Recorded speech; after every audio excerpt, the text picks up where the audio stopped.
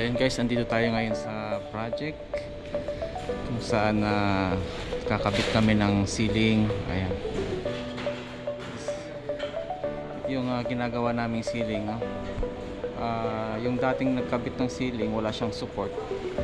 So yung support ng ducting, support ng firefighting ay sama-sama na, kaya pag nagbabibrate yung ducting, yung mga X-block nila, nagbabibrate din yung ceiling. So ang ginawa namin, kumuha kami ng panibagong support para sa ceiling, independent support, no? Para sa ceiling. Ayan, so suspended ceiling, binaklas namin yan kahit hindi siya sira dahil walang support. So 8 meters yung taas ng ceiling na yan. So tinamad na siguro yung contractor at hindi na sila naglagay ng sariling support.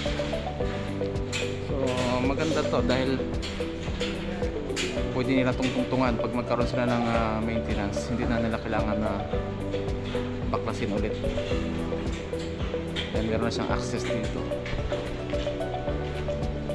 Ayan yung mga ginagawa namin.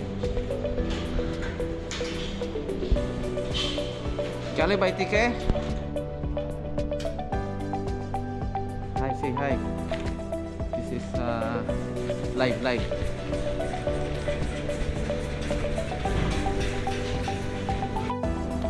So ito na po yung finished product namin. Ayan, tapos na po siya at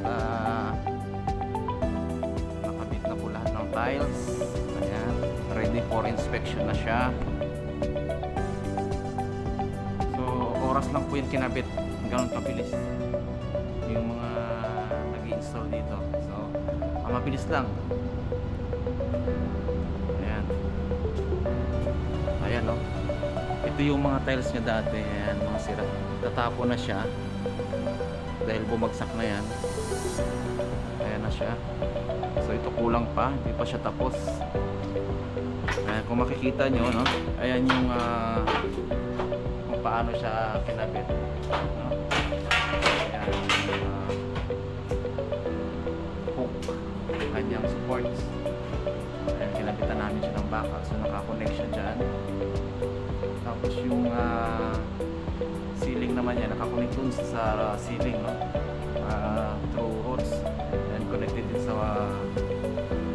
wall. Ayan, so ganun siya nakatibay ngayon. Kahit tungtungan mo siya, no? 500 kilos kaya niyang karga yan. Ayan, no?